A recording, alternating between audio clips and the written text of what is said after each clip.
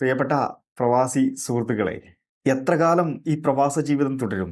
എന്നെങ്കിലും ഒരിക്കൽ നാട്ടിൽ തിരിച്ചുപോയി സ്വന്തമായി എന്തെങ്കിലും തുടങ്ങണം. ഇത് നമ്മളിൽ പലരുടെയും ഒരു വലിയ സ്വപ്നമാണ്. മറ്റൊരാളുടെ കീഴിൽ ജോലി ചെയ്യുന്നതിന് പകരം നമ്മുടെ സ്വന്തം ബോസ് ആകുക.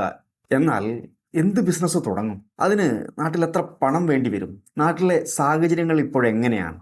ഈ ചോദ്യങ്ങൾ പലരെയും പിന്നോട്ട് വലിക്കാറുണ്ട്. ഇന്ന് പ്രവാസികൾക്ക് നാട്ടിൽ കുറഞ്ഞ മുതൽ മുടക്കിൽ തുടങ്ങാൻ കഴിയുന്ന ചില ബിസിനസ് ആശയങ്ങളെക്കുറിച്ചാണ് നമ്മൾ സംസാരിക്കുന്നത്. പലരും പ്രവാസം മതിയാക്കി നാട്ടിൽ വന്ന് വലിയ ആവേശത്തോടെ ബിസിനസ്സൊക്കെ തുടങ്ങും. പക്ഷേ ശരിയായ പ്ലാനിങ്ങോ മാർക്കറ്റിനെ കുറിച്ചുള്ള അറിവോ ഇല്ലാത്തതുകൊണ്ട് പല സംരംഭങ്ങളും 6 മാസം കൊണ്ട് തന്നെ പൂട്ടിപ്പോകാറുണ്ട്. ഒന്ന്, ഗൾഫിലെ ബിസിനസ് സാഹചര്യങ്ങളല്ല നാട്ടിലുള്ളത്. ഇവിടെ മത്സരം കൂടുതലാണ്. അതുപോലെ തന്നെ കസ്റ്റമറുടെ സ്വഭാവവും വ്യത്യസ്തമാണ്. കയ്യിലുള്ള സമ്പാദ്യം മുഴുവൻ ഒരൊറ്റ സംരംഭത്തിൽ നിക്ഷേപിച്ച് കൈവള്ളിയ ഒരുപാട് പേര് നമുക്ക് ചുറ്റുമുണ്ട്. ഈ അപകടം ഒഴിവാക്കാൻ നമ്മൾ വളരെ ശ്രദ്ധയോടുകൂടി ചെറിയ ചുവടുകൾ വെച്ച് തുടങ്ങണം. പ്രവാസികൾക്ക് പരിഗണിക്കാവുന്ന ഒരു 5 ബിസിനസ് ആശയങ്ങൾ നമുക്ക് ചർച്ച ചെയ്യാം. ഒന്ന്, ഫുഡ് ബിസിനസ്. മലയാളികൾക്ക് ഭക്ഷണത്തോടുള്ള ഇഷ്ടം ഒരിക്കലും കുറയുകയില്ല. നിങ്ങൾക്ക് പാചകത്തിൽ നല്ല നൈപുണ്യമുണ്ട് എന്നുണ്ടെങ്കിൽ ഒരു ചെറിയ റെസ്റ്റോറൻറ്റ്, കഫേ അല്ലെങ്കിൽ ബേക്കറി എന്നിവയൊക്കെ തുടങ്ങാവുന്നതാണ്. അതുമല്ലെങ്കിൽ ഓൺലൈൻ ഫുഡ് ഡെലിവറി ആപ്പുകളുമായി സഹകരിച്ച് ക്ലൗഡ് കിച്ചൺ എന്ന ആശയവും പരീക്ഷിക്കാം. ഇങ്ങനെയാണെന്നുണ്ടെങ്കിൽ വലിയ വാടക കൊടുത്ത് കടയൊന്നും എടുക്കേണ്ട ആവശ്യമില്ല. 2, ടൂറിസം മേഖല. കേരളം ഒരു വിനോദസഞ്ചാര കേന്ദ്രം കൂടിയാണ്.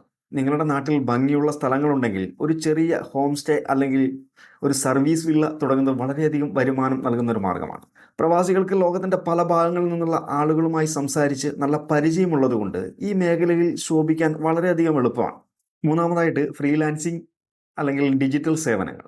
നിങ്ങൾക്ക് digital marketing, website designing, content writing, video editing തുടങ്ങിയ കഴിവുകളുണ്ടെങ്കിൽ നിങ്ങൾക്ക് വീട്ടിലിരുന്ന് തന്നെ ലോകത്തിൻ്റെ പല ഭാഗങ്ങളിലുള്ള ക്ലയൻറ്റുകൾക്ക് വേണ്ടി ജോലി ചെയ്യാം.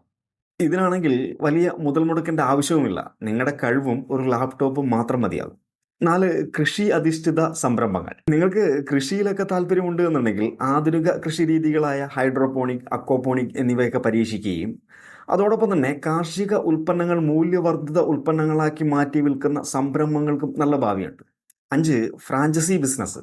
സ്വന്തമായിട്ടൊരു ബ്രാൻഡ് ഉണ്ടാക്കിയെടുക്കാൻ ബുദ്ധിമുട്ടുണ്ടെങ്കിൽ നിലവിൽ വിജയിച്ച ഏതെങ്കിലും ഒരു ബ്രാൻഡിന്റെ ഫ്രാഞ്ചൈസി എടുക്കുന്നത് റിസ്ക് കുറയ്ക്കാൻ സഹായിക്കും. റെസ്റ്റോറൻറ്റുകൾ, ഐസ്ക്രീം പാർലറുകൾ, വിദ്യാഭ്യാസ സ്ഥാപനങ്ങൾ, അങ്ങനെ പല മേഖലകളിലും ഇപ്പോൾ ഫ്രാഞ്ചൈസി കൊടുക്കുന്നുണ്ട്. എന്തൊക്കെയായാലും ഒരു ബിസിനസ് തുടങ്ങുന്നതിന് മുമ്പ് അതിൻ്റെ മാർക്കറ്റിനെ കുറിച്ച് നന്നായിട്ട് പഠിക്കുക, ഒരു വിദഗ്ധമായിട്ടുള്ള ബിസിനസ് പ്ലാൻ തയ്യാറാക്കുകയും തുടക്കത്തിൽ ചെറിയ രീതിയിൽ തുടങ്ങാൻ ശ്രമിക്കുകയും 1 വർഷത്തേക്കെങ്കിലുമുള്ള ഒരു പ്രവർത്തന മൂലധനം നിങ്ങളുടെ കയ്യിൽ കരുതുകയും വേണം. ഒരു സംരംഭകനാകുക എന്നുള്ളത് വളരെയധികം വെല്ലുവിളികൾ നിറഞ്ഞതാണ്. പക്ഷേ അത് നൽകുന്ന സംതൃപ്തി എന്നത് വളരെയധികം വലുതുമാണ്.